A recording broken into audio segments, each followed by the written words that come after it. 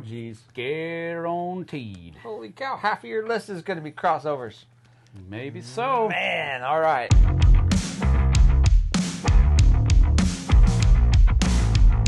Hey folks, welcome to The Flip Side. I'm Sam. I'm JT. And this is what you've been waiting for. This is our top 10 games of all time, the 2024 edition.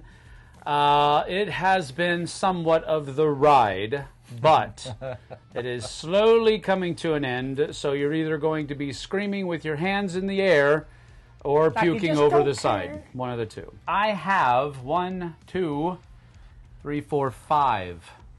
New to the list? new to the list. Wow. New to the list. I think they're probably going to be hanging out in my top 10 for quite some time as I'm looking at them. One new to my list. Only one? Only one. That's so boring. All right, well, let's get to it. Here is number 10. All right, my number 10 was 44 last year. A couple of plays of this recently have pulled it out of the, kind of dusted it off and put it back up on the shelf. This is Reavers of Midgard. Nice. Reavers all the way of to Midgard. 10. Love this game. So many fun things going on. I think of it as a kind of a stepping stone away from Champions of Midgard, kind of as far as complexity is concerned. I think it's a step above Champions of Midgard, but I still really enjoy Champions a lot. Don't get me wrong. But this one just is the next level. It has a lot of really neat things going on it, a lot of similarities with Champions of Midgard, but there's a lot of differences as well. Wait, are you confirming that Champions is not in your top 100? I didn't say that. Oh, okay. I didn't say that at all. Haven't confirmed nor denied, Senator. All right, fair. So there you have it. But this is my number 10, Reavers of Midgard, a great Viking-themed game. But it definitely has less of a historical, more of a mythological feel to it, I guess, because of all of the sea creatures and all that kind of stuff. It's much more top-level type of thing, really. Yeah, absolutely. Absolutely. But I really enjoy this game. It's a great little mesh of the two Euro game / Ameritrash game. Yep. I really enjoy it. It's great. Reavers of Midgard, my number 10. I think this one was looked over too much. I mean, it's a much absolutely better game than some people think. Or I whatever else, think there was such a wide gap in between when Champions came out, and there wasn't a whole lot. I mean, there were like cherry-picked things from Champions of Midgard that they threw into this, but other than those things, it's a different game. Yeah, it's a different game. So they probably lost some people there and didn't gain enough of the others. But no, that's probably exactly right. Still a great game. Okay. All right. My number 10 is we established that, the new game on this segment. Oh, my goodness. Went all the way from, this is in my top 10 now, and this is an amazing game, and it is called Revive from Porta Games. In Revive, you are basically different clans, different factions that have been huddled up under the earth due to cataclysmic events that have happened. The entire earth has basically become a wasteland, and now we are re-emerging and going back and finding out how the hundreds of years or whatever else has affected the landscape. In this game, you're coming out, you're going to scout the local tiles. So when you set up the board, there's a central location where everybody comes out of, and then everything else from there on out is turned upside down so you can't see it. So you're going to have to pay to scout. You're going to start scouting the lands around the area and continuing out as you scout. You're going to build buildings. You're going to build both small and large buildings. You're going to populate the map with your people. And you're going to do all this by playing cards out on your tableau or out on your player board. When you play your cards to your player board, there are multiple locations on your board, and they all have different types of actions that they do. You can also get these upgrade tiles. That you can get 3 upgrade tiles per per card slot, basically. And based on the color of the card you play there, you get the actions on the card, plus you can get the bonuses on the upgrade tiles. So you're really working to upgrade your personal player board to get really good at certain things. And the whole time you're gaining new cards into your hand. There's this weird kind of mechanical tech tree that when you first look at it, you're like, I don't even know what I'm looking at, because it's kind of this circular board with these little discs all over it. Yeah. It is just really different types of tech trees that are all kind of connected together. And the reason why it's circular is because you have to get so far up, two of them, basically, they will kind of intersect before you can get the thing that's at the intersection. So they all kind of blend together as they spin around this board. But they give you all kinds of special abilities, all kinds of upgrades, and eventually you're just trying to get the most victory points in this game. But it's very intriguing. It's very interesting to see how the tiles come out. When you scout a tile, you get to turn it whichever way you want and set it down. Your settlements being next to these little upgrade tokens is what will move your tech trees. There's just all kinds of things playing in this game, and I really, really like it. That's cool. All right, my number 9 was number 14 last year, and this is a tried and true classic. I think it's been one of my favorite games for quite some time, and it's because of I love variable player powers. I really enjoy area control, generally speaking, and this one has both of those in a stellar fashion, and that is Small World.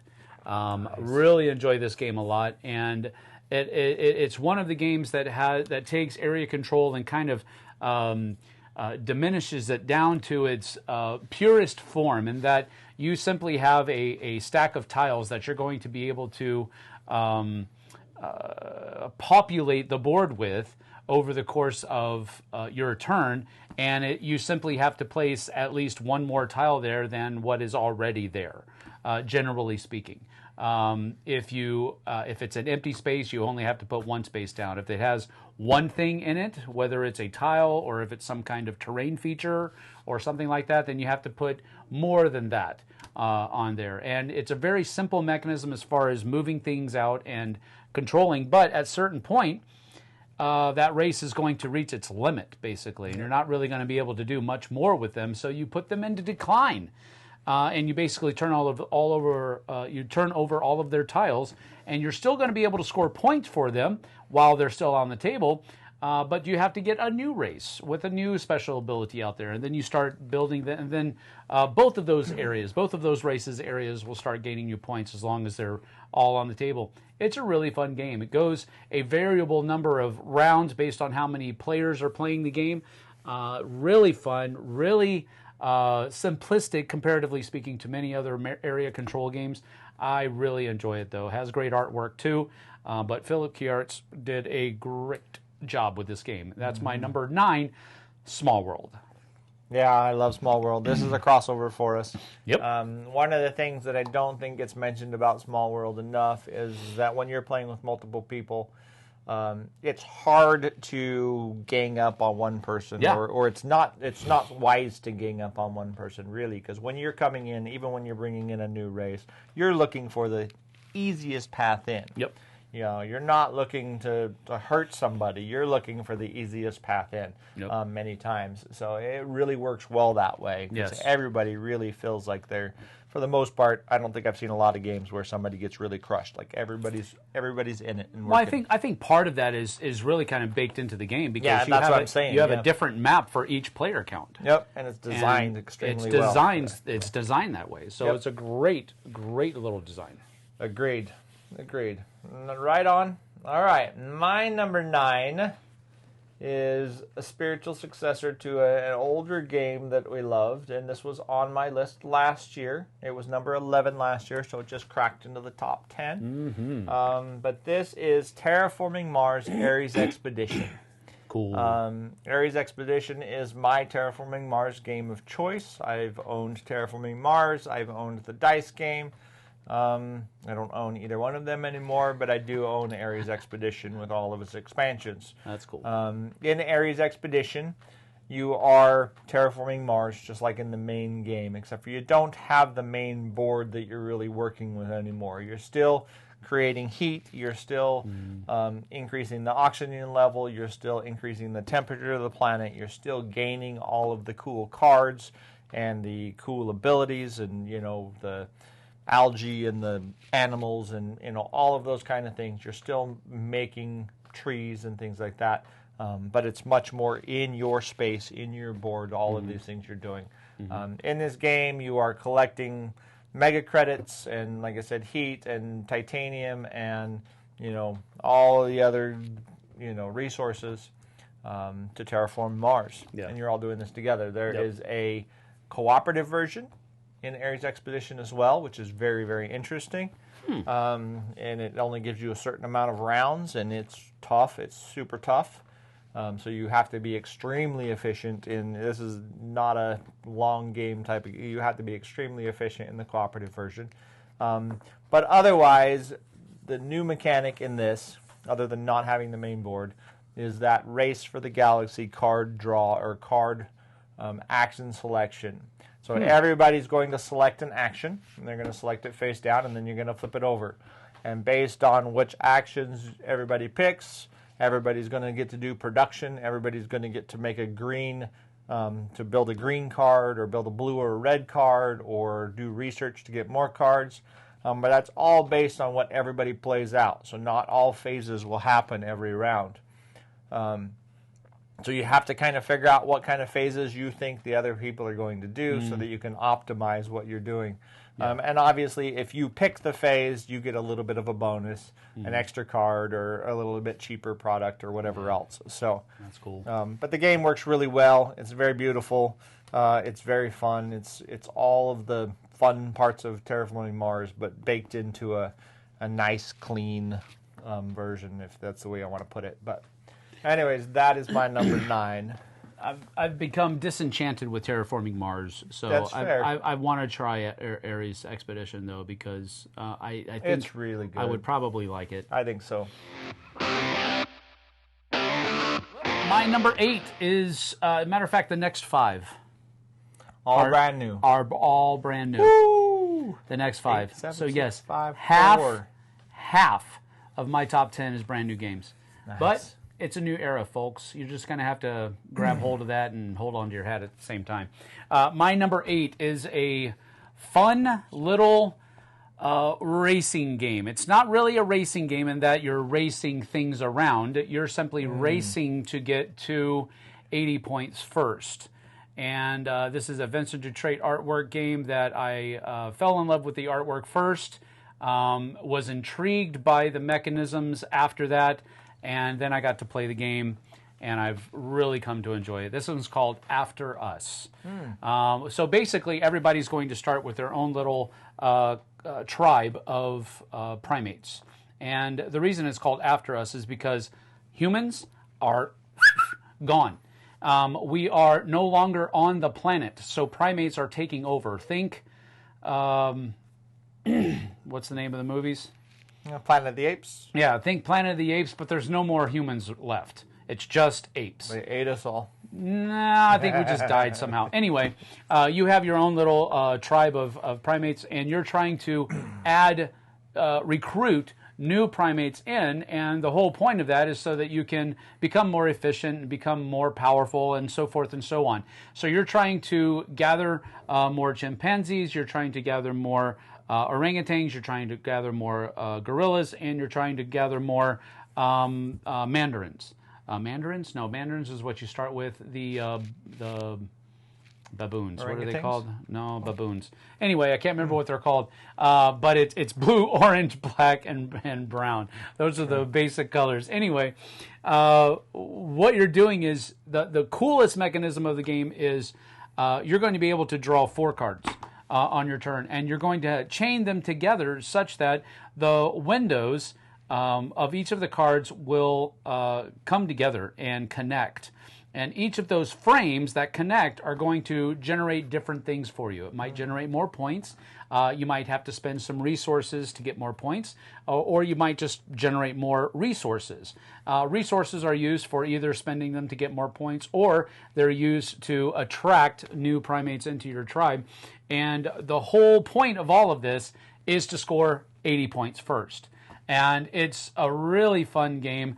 There's a couple of different tiles that you use that are like special abilities that you can use at any point or at a specific point in the round throughout the 3 different phases. But it's a very fun game, and it looks great on the table as well. I really enjoy this a lot. It's called After Us. Wow, I had no idea this would make your top 10. Absolutely. I haven't even played it yet. So oh, dude, I love it so much. I love it so much. He loves it so much, he won't even show it to me. It's just the way it is. I know. It's too many games, so little believe time. That made it all the way to your top 10. Yes, it did. You've talked about it plenty of times. But. I have. All right, my number 8 is one that I've talked about plenty of times as well. It was my number 6 last year. Fallen Off the Horse. Uh-oh. This is from Vital Lacerda and Eagle Griffin Games, and this is Kanban EV. Kanban EV is one of the cleanest, one of the smoothest Euro games that I have ever played. I love this game. Work in a box. Work in a box is exactly right. You have different portions of the factory that you can go to, and each of those different spots in the factory have a couple of different spots that they go to, and they basically determine how much work you can do there. So like if you're the first one there, you might get 3 hours worth of work in that area, and the next person that goes there might get 2. But when you go to a new location, they always start at the very top. So whoever's at the top in the top department gets to place to a new spot first. The problem is everybody else's meeples are still filling other spots. So you have to place from the top down, and it becomes this very crazy mechanic of trying to get where you want to be, and people are blocking you, so you know you're not going to get there in time. And there's this really interesting mechanic with that worker placement as it moves up and down. There's also a boss worker, Sandra. You can either have good Sandra or you can have mean Sandra. Mean Sandra, she'll go to department, and she looks for open spaces as well. And then she checks the department, and there's like this, you have this training track in there. You have to, and she looks for who's lowest on the training track, which means you haven't been doing your studies, you haven't become good at development, or you haven't become good at research, and therefore you're going to get penalized and docked by Mean Sandra for being the weakest in that department. Or you could play the other way with Nice Sandra, and then she rewards the person who's doing the best there. But Mean Sandra is much better. But in this game, you are just picking up blueprints for cars. You're building cars off of the assembly line. You're testing them on the track, and you're basically getting them down into your garage, which is where you're going to get points. Mm-hmm. You also have a player board that's upgradable. There's just all of these things that work together. You have weekly meetings with Sandra to pick what you want to score.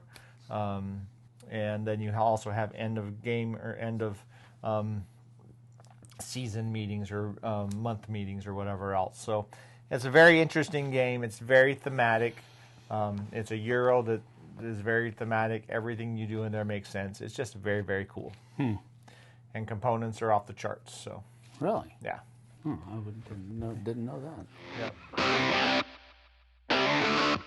All right, my number 7 is another new one to the list, and this is published by Arcane Wonders, and it is called World Wonders. Ooh. Love this game. Love everything about this game. I love, first of all, the spatial organization, tile placement mechanisms that are in the game, where you are basically building out your own little, I wouldn't call it a metropolis, but it's your own little town, city / whatever. And as you're building that out, you're going to be placing within it different world wonders that require different combinations of buildings and or features of the board. I like the fact that you have 2 different sides of the board. One is kind of a static version where everybody has the same layout. The other side is everybody is a different layout with the river running through it. I like that aspect of it. The real crux of the matter, though, for me, is how you spend your money. Money is what allows you to do everything in the game, and sometimes it's a race to who can buy all the stuff that they need to so that they can get their World Wonder first. Because once you buy a World Wonder, it's going to take the rest of your money. And that's one of the clinch marks or linchpins of the actual game that provides a lot of the tension within the game. Because if you really want that one wonder that's out there and it's really going to fit within your tableau the best, then you can have it at any point in the round. But I want to do this other stuff first. Well, you're pushing your luck here because somebody else might be able to get up there and get it first if they're willing to pay more money for it. I really enjoy this game a lot. I'm not very good at it, but I enjoy it even if I get my tail kicked in it because it's such a satisfying experience of not only placing all of the different tiles out there, but you're also placing these very rudimentary wooden but they're 3D World Wonder monuments out on your board. And the look of this game is phenomenal. It's great. It's fantastic. I love it. But it's also a very fun game as well. But that is my number 7, new to the list, World Wonders. I've only played it twice. The first time I played it, we played it wrong. But I've only played it twice. That was my fault. I don't remember. Yeah, maybe it was. No, I don't know. I was teaching you, I think. But, yeah, probably. But I've only played it twice, but this is a good... I mean, as soon as I played it the first time wrong, I went out and I bought it. So, it's good. I must have done something right. It's really good. It's really good puzzle. So, right on. All right, my number 7... everybody's been expecting on this list at some point. Actually, they've been not expecting it until now anyways. My number 7 was my number 9 last year. Well. This follows one of my favorite movie series, or one of my favorite movies, period. Although it's not of the same name, because this is called Nemesis. It can't be of the same name. It can't be of the same name. But in Nemesis, you are stuck on a ship. You've come out of your cryopod. You don't know what's going on. You're confused. You don't remember where all the rooms are. There's a room layout in your ship that you have to go out and explore. Everybody's going to have their own objectives, which can be good or bad.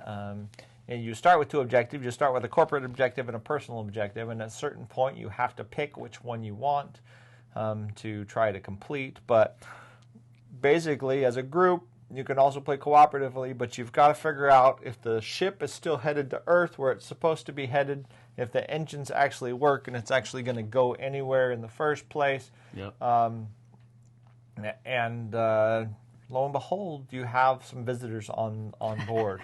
Now these visitors, guests. These visitors can be anything from aliens with giant eggs that want to spit out creatures that stick embryos inside of you, to Yummy. To the carnomorphs who morph as they eat more dead bodies and get stronger and meaner and more deceiving, to the void seekers who are all really in your brain. They're like seriously in your mind. There's one void seeker, but all the rest of them are fakes. They're just like, this is kind of like the Dead Space, kind of like almost in your brain type. But you've got some kind of creature or creatures on board that want to eat your face, and you're trying to survive. And it's very thematic. It's very fun. It's very interesting.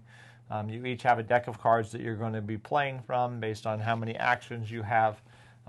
It's just an amazing game. But that is my number 7. That's a cool game. I can't say enough about it. Nemesis, I can't wait for Retaliation, where you actually get to take the big guns and go after the aliens. So yes. All right.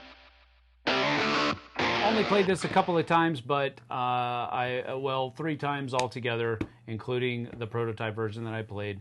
Really enjoy this game. I like that there is a clear delineation between good people and the bad dudes. And no, that was backwards. This one's called Cthulhu: Death May Die. Really enjoy this game. A lot of games that are in the Lovecraftian thing, according to my memory of them, they kind of require you to. The word that they use has been like corrupt yourself, and another one was called The Others that had a very similar feel to it. And you had to corrupt yourself in order to get more powerful. But in Cthulhu Death May Die, you're not corrupting yourself. No, you're just going crazy. You're just going crazy, and baby. Your inhibitions are just being thrown into the wind because you're losing it. Yep. And I like that theme. It's much more palatable, in my opinion, than having to corrupt yourself to become more powerful. I just don't like that idea. But in Cthulhu Death May Die, there is a definite delineation between good guys going crazy and bad dudes causing it. And it is all about us fighting against the bad people. And that's what I liked about it. And it's just a very thematic ride. I just really enjoy it. The component quality is off the charts. Artwork is great. I'm usually not a Cthulhu Lovecraftian fanboy, but this one I really enjoy. And I'm able to put my inhibitions with the IP aside and just enjoy the game. So that is my number 6, Cthulhu Death May Die. Good pick. Good pick. That's fantastic. All right. Well, my number 6 is a crossover. In fact, it's our 21st crossover. 21! Man, I didn't even think we were... Yeah, 21 crossovers so far. My number 6 was my number... Well, technically, it was my number 41 last year. But it was also my number 10 last year because the way I do it is I usually bundle these games together. Last year I didn't bundle them together because I didn't have this one in hand yet, but I still loved it. But this is my new Zombicide game of choice, and this is Marvel Zombies. Yeah! Last year I had Undead or Alive in 10 and Marvel Zombies at 41. But I'm just totally fine saying Marvel Zombies at number 6. I still love Undead or Alive, and I still love Black Plague. Yep, so do I. This is my choice. Yep. In Marvel Zombies, like you said, you get to play that zombie. You get to go out and eat shield agents. And one of my favorite things about Marvel Zombies is the fact that the nemesis, the big bad, or the abominations that you fight are no longer abominations like in the other games. They are superheroes. Other superheroes, yeah. Like they're the ones that are still living and trying to stop you from this.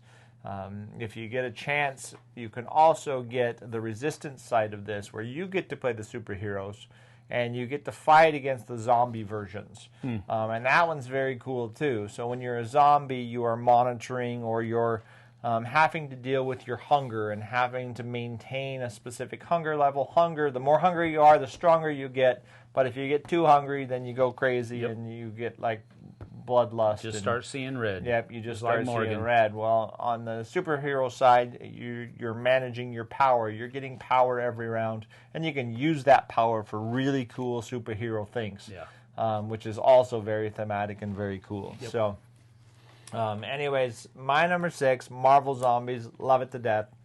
Yeah. Awesome. That's a great pick. Great crossover, too.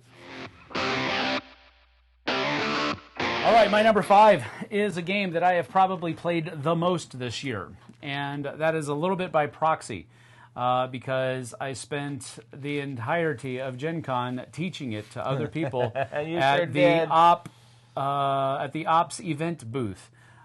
So this one's called the ART Project. The Art Rescue Team Project is what ART stands for.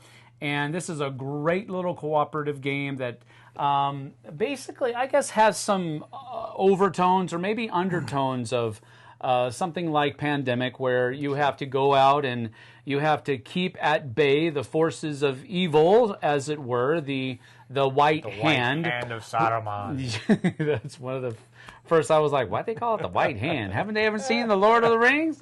But anyway, I mean, they actually kind of went into it, because if you look at how they look, they definitely have a white hand on their forehead. They did it on purpose. But so you're basically trying to keep at bay that group of people, and that group of people are trying to steal pieces of art, and you're trying to reclaim those pieces of art and get them back to the people who own them, or the museums, or what have you. But in order to do that, you're having to use different resources, walkie-talkies, guns, and dadgummit, I can't remember. Oh, fuel. And so those are the three the three resources that you use in the game. But the coolest part of the game for me is the multi-use cards that are in it. That is the coolest part. Yeah. So you have cards that are in your hand, and you are going to have to play one of them, and you discard the other one. So you're going to have two cards to choose from. Every once in a while, you can lose a heart to draw another one. So that you have three choices to choose from, but you're always going to play one card and you have to discard the rest. On that card is, first of all, resources that you're going to have to lose in order to play that card. And all the resources are group resources. Yep. Nobody has their own except health.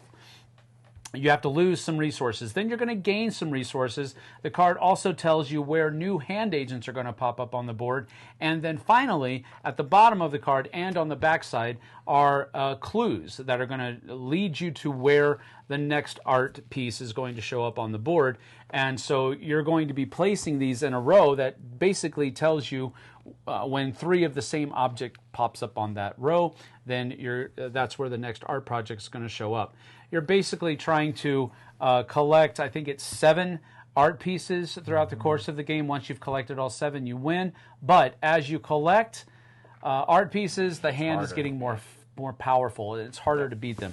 It's just a really fun cooperative game. Family weight cooperative game, and I really enjoy it. Vincent Dutrait's artwork, there you go. That is my number 5, the ART project. The White Hand of Catherine Zeta-Jones. Correct. All right. My number 5 was my number 5 last year. Ooh. Hasn't moved a muscle. Lazy. Which Cthulhu has a lot of muscles anyways. But this is Cthulhu Death May Die. For all the reasons you said, for the asymmetry in your characters. Your characters have so many cool different abilities that you can build into, or you can pass by specific game to game. There's some of the scenarios where maybe you want to be you want to be able to escape a lot, but in the next scenario, even if you're playing the same character, not that they carry through progress or anything, but you might not care about that so much. It might be a completely different scenario. So. Right. But there's very cool things that you can do in upgrading your character. You always have this stress. You have stress and you have health, and you can spend that stress to do things like re-rolls and things like that. But once you're stressed out, that's always a bad thing, because if you try to take more stress and you can't, you're going to take damage. Yep. It's a very modular game where you take one scenario and you take one old one, and there's a whole bunch of different ones now, and you mesh them together. And that creates a completely different scenario. A scenario is way different if you're playing it with the Black Goat than if you're playing it with Cthulhu. Yeah, like they play out very differently. Totally because different, those bosses are completely different. But I really love Cthulhu Death May Die. I love the insanity mechanic. Once you get so insane, you get more dice to attack with. You get all these cool things to go. But if you hit the end of that insanity track, you're gone. Yep. You're toast. The other thing is, if one of you dies before the old one has come onto the board, the game is over. So you have to make sure that everybody can survive. So, and sometimes you can't help that. No, yeah. Because some things are going to happen. It's a dice rolling game. Yep. So, but anyways, that's my number 5. Cthulhu Death May Die. Good pick. All right, my number 4, the last newcomer to the entire top 100. Ooh-wee. And the highest spot that a newcomer holds, my number 4, is a little Viking game. Yeah, I knew this was going to be up here. Gnar. For sure. Gnar is such a great game, and it comes in such a small package. It blows my mind how much game comes in this little tiny package. There's so many different things that you can do. A couple of the reasons why it's basically you could call it a resource management if your resources are Vikings, your crew members. You're basically having to use your resources to go out on these other journeys. But really, it can also be considered kind of like a set collection game as well, because that's basically what you're trying to do so that you can go out and accomplish those journey cards, which is where you're really going to generate a lot of your points over the course of the game. There's also multiple paths to victory in this. You can go a high reputation track where you're basically going to be scoring 2, 3, maybe even 4 points every single turn just because you have such a high reputation. Or you might want to go on a high journey track where you're basically going to have so many things that you're going to fire off when you use your bracelets. That you're just going to score a truckload of points every time you fire off those bracelets. There's so many different ways that you can score points, but it's a race to just 40 points. So it's also not, it doesn't take a long time to play either. It's such a great game. Artwork is tremendously well done. I also love the color add system that they used for colorblind friendliness in the game. It's just such a great thing. You guys can go check it out yourselves, but this is a game that rocketed to the top of my list. This is one of the games that if I'm asked to play it, bar none, yes, I'm going to play it. Bar none. I will absolutely play it. I will teach you how to play. I won't even play. If you got 4 players and you want to learn how to play, let me know. Sure. I'll teach you. It's a great game. It's such a great game. My number 4, Nar. I knew this was in your top 10 before we ever stared. And this is a fantastic game. Yes. So. And that is our 23rd crossover, by the 23? Death May Die was our, 22nd. We're falling apart. Are you still counting the spiritual successors? Yeah, that's including the 2 spiritual successors. Okay. I might have to kick them out. Anyways, that was your number 4, yes, Nar. Sir. I can't believe it was so low. That's all I got to say. I don't know what it was for me. It was my 73, but it was in the top 100. Yep. All right, my number 4 is the last Garfield game I am going to mention today. I doubt it. Well, I hope so. Anyways, I got to reread my list. But this is Raiders of the North Sea. Good game. Raiders of the North Sea is one of my favorite games. It has been one of my favorite games ever since I got it. Raiders of the North Sea, you are collecting cards. You're playing cards into your crew, which are crew members that have different abilities. And you're going out and you're raiding. You're going out as Vikings and you're raiding so that you can get their cattle and their iron and their gold, and that's what Vikings do. Yep. One of my favorite mechanisms in any game comes from this game, and there's actually a couple other games that are now using it, which I really love, like Forges. But in the game, you're going to play your worker out into one of the worker placement spots, and then you're going to take a worker back. There is always this constant battle of what am I playing right now? What am I taking back? What is that person going to block? I need them not to put it in that spot because I need to play mine there and I need to take something, you know what I mean? There's this very strong turn angst in this game because you're working within the village to gain gold, to gain silver, to gain provisions, to gain Vikings so that you can go out on your raids. And the sequencing of getting all of those things is extremely important. This game is great at base, but it really sings with both expansions in it. Now, it does make it a longer game, which is fine with me. But in the 2 expansions, one of them adds the Mead Hall, which is another place where you can get adventure, where you can get Vikings, but more specific ones because you can see which ones are there to get. You can also gain mead, which once you feed it to your Vikings on raids, their strength will increase for that battle. Liquid courage. Liquid courage, indeed. And then the last expansion adds the Jarls, and you can attack these Jarls that are out there as well. And taking them out, you gain a whole new set of achievement, a whole new set of fame, basically. But your Vikings can also take damage, and in taking damage, it will weaken them for future battles unless you heal them. So there's this whole big thing. But that is the game. Vikings raiding, and how do you collect your crew, and how do you become the best raiders. It's another crossover. It's another crossover. That's number 24. 24! That's unbelievable. Number 3 was number 5 last year. And this is one that I've been able to play, I think, 3, maybe 4 times this year. Nice. One of those times was not a very good experience because I made stupid decisions too early in the game. The other experiences, however, during that first experience, I was like, why do I like this game? I'm not having fun. The other two experiences, however, were like, okay, just don't make stupid decisions and you like this game. That's what it basically boils down to. This is called Champions of Midgard. So Reavers was number 10. I definitely like Champions better, but Reavers is a really fun game, and being able to play it this year just reinstated how much I enjoy that game a lot. But definitely doesn't have enough steam to take over Champions of Midgard's place.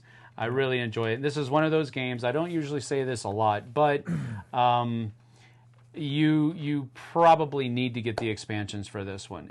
It's not that it really kind of fixes anything that was missing in the game. The base game is great. Yeah. But with the Valhalla and the Dark Mountains expansions, it's just that much better. Yep. So I usually don't say that, but this is one of those ones where I definitely do. If you pick up Champions of Midgard, go out of your way to pick up those two expansions. It's a richer experience. And they have a 10th anniversary edition. What? Coming out. What? Yes. No. They do. They do. My wallet. I know, already. Right? Are you serious? Yes, I'm serious. Oh, it's all over the gosh. place. A 10th anniversary expansion. It's all over the place? Yep. Sure is. I got to go look it up. I'll show you. Oh, my goodness gracious. That's my number 3, was number 5 last year. Champions of Midgard. Wow. Mm-hmm. I can't believe a 10th anniversary. Oh, my goodness. It's coming. Woohoo. I'm excited now. I am excited now. All right. My number 3. Oh, boy. I don't even want to talk about... No, I'm just kidding. My number 3 was my number 2 last year. No. Yes. My number 3 was my number 2 last year. I love this game. It is very heavy. It's very thinky.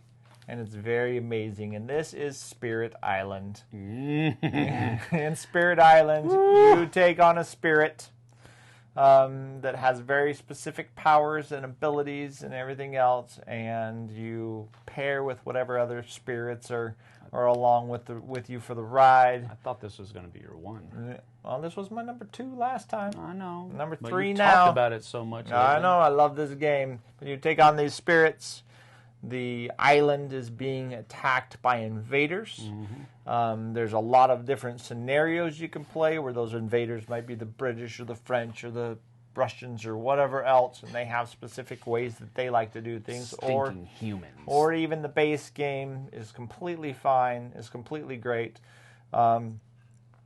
Adding the expansions to this game adds a bunch of tokens where you put animals out on the board, where you put extra wildlife growth in the board, like extra vines in the board. There's I can't think of, there's like a little fist token that will stop them from expanding. I can't think of the name of it right now, but there's multiple different tokens and effects that you can put on the board, which are really cool, that makes it even more thematic. There's also an event deck that comes in the last expansion, which is amazing as far as I'm concerned. Now, Spirit Island is a very procedural, very, you see and you know everything that's going on. You don't know exactly where they're going to send their scouts next, but everything else, you know exactly what's going to happen on the board. When you add that event deck in there, it does good things and bad things for you every round. And I like that little twist of that extra, now I have to adjust each round type of mechanic. There are multiple ways to win this game. You can destroy all of the invaders and win that way, or you can raise the fear level so high on your island that nobody ever wants to show up again, that they all flee, jump in the ocean, and swim away as fast as they can. But I love Spirit Island. This is my number 3 game of all time, and I don't play it enough.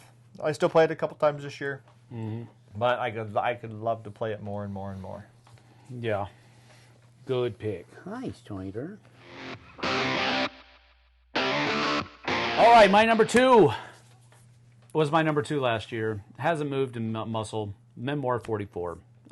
This is a game that, I've mentioned it in other lists, and I'm borrowing the phrase from somebody else, but This is a comfort game for me. Yeah. This is one of those games that I know backwards and forwards.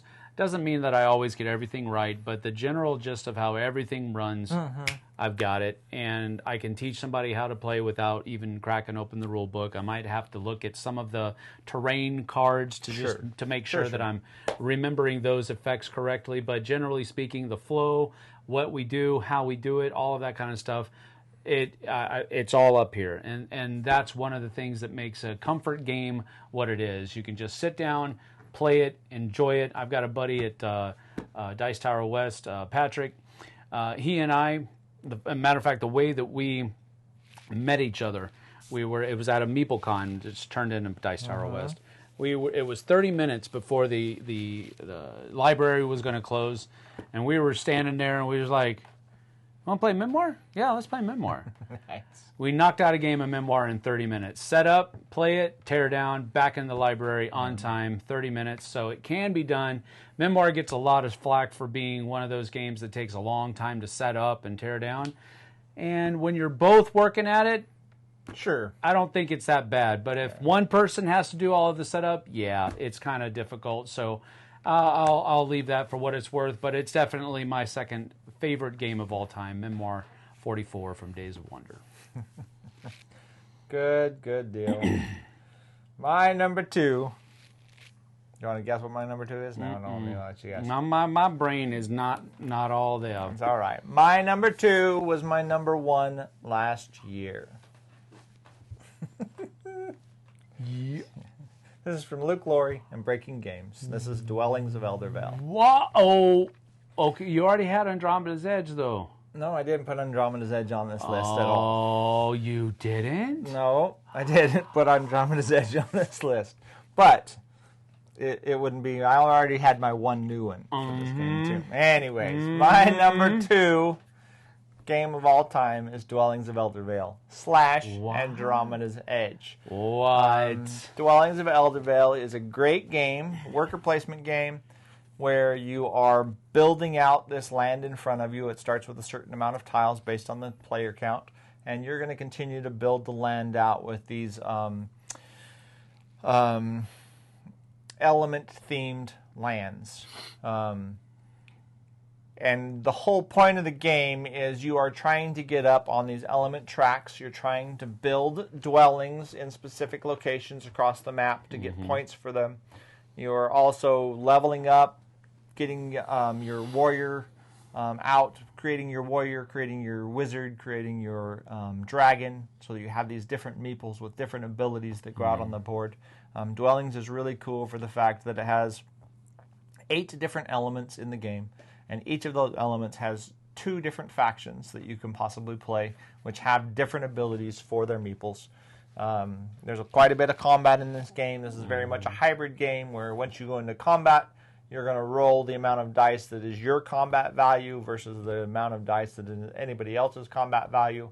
And interesting enough, whoever has the highest numbered dice wins the battle. So that does mean that one person could go in with a combat value of 1 and roll 1 dice, and somebody else could go in with a combat value of 6 and roll 6 dice. And if the one person rolls a 6 and the other person rolls 5 and below on everything, they can lose the battle. And that's just something you have to deal with. You can win this game without ever winning a battle. You just have to play into the strengths of your faction and the strengths of the board. Putting dwellings out there, stuff like that, will also give you extra points. You can also get magic cards, which will, add dice or do specific things on the board. And the whole time there are monsters roaming around the board attacking you if you come next to them or near them. And the monsters, just like in any good Euro game, there's always some kind of board modifier, something that keeps the board tight, and the monsters are what does that in this game. Those monsters keep the board placement tight, your spacing tight, and they also give different effects to the game state. Like if this monster's on the board, something might be cheaper for everybody, or whatever else. So they give some really nice modifiers. But you could also kill the monsters and then move up in the track for that element that they represent. So I really love Dwellings of Eldervale. It is a fantastic game, but now it is my number 2. Dang it. I have no idea what your number 1 is. You will. No surprise to everybody. I've already put the picture up here. You know what it is. Blood Rage. Absolutely. It has not moved one bit. And it probably won't ever. I love this game. I love the card drafting. I love the area control. I love the economy of Rage that you have to pay attention to. I love the fact that it has a dominant strategy that everybody has to make sure that nobody else can really run to its fullest extent. Otherwise, everybody loses and that one person wins. I love that because that's one of the things that makes the card drafting so tight and so important within the game. I think you either win or lose the game in the card draft. You can win or lose the game by not economizing your rage well enough. On top of all of that, the miniatures are great. Artwork is amazing. Component quality is awesome. There's just so many things about this game. And, it just happens to be a Viking game as well. Now, mythology, Norse mythology more than anything else. It's a fairly grotesquely romantic view of Vikings. We'll put it that way. It's definitely most of them are rough and tumble. Yeah, exactly. But it's definitely not historical at all. Sure. It's basically fantastical to the nth degree of what Vikings are. So I love this game. I don't think it's ever going to not be my favorite game, but you never know. We'll see what happens. But for now, tried and true, my number 1, Blood Rage. Everybody knows my views on Blood Rage. I guess my views on Blood Rage come down to this. It's kind of like chess. You should always play players that have the exact same ability level in the game as you to make it optimized. Yeah, maybe so. But then you don't ever get better at it if you do that. Wouldn't you get better at it if you played against all the best? Not necessarily, but that means there's no entry point. No, the entry point has to be entry point people playing together. Nah. So, anyways, that's all good. The person who's teaching just needs to hold back. Just needs to get 300 points. No, he needs to hold back and teach people what they're doing so that he can't continue doing it to him every single time. All right, 10-4. No, I knew that was your number 1. Obviously, every human being knows that was. If it wasn't on your top 100, then they wouldn't think you were Sam anymore. Revolt. Yes, exactly. All right, my number 1 was my number 3 last year. So really, my top 3 just kind of did a little bit switcheroo, which is okay because all 3 of them could be number 1. We could just tie them for number 1 and forget about 2 and 3 is totally fine too. But my number 1 really is my favorite game of all time. And some people might call it a lifestyle game because of how big and how much stuff there is for it. But that is Too Many Bones. Yep. Too Many Bones came out with the Unbreakable expansion. Now, truth is the characters in the Unbreakable expansion, every new character, I'm super happy to have all of them. The map in the Unbreakable expansion is not the most amazing map you've ever played. The new event cards and everything are all extremely good. The new bad guys are all extremely good. That was the lava one, right? The lava one, yeah. I mean, it's awesome. The Undertow is the best map of the whole bunch, and it's a two-sided map, and it has some cool mechanics to it.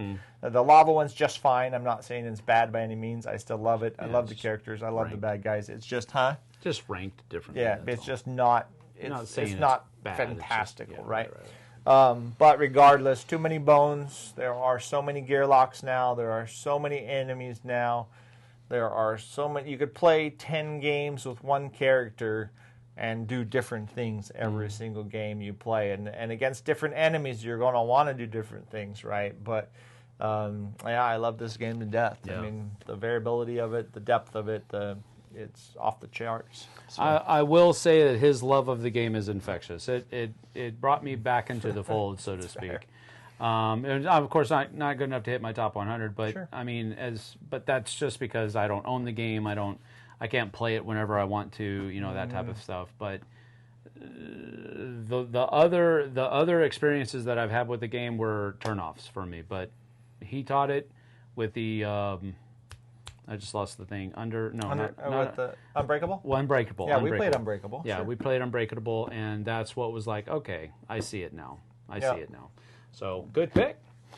All right, well, that is our top 100 games of all time, 2044 edition. You had Old Faithful and Unpredictable. It wasn't that Old Faithful. I had 20 new games on the list.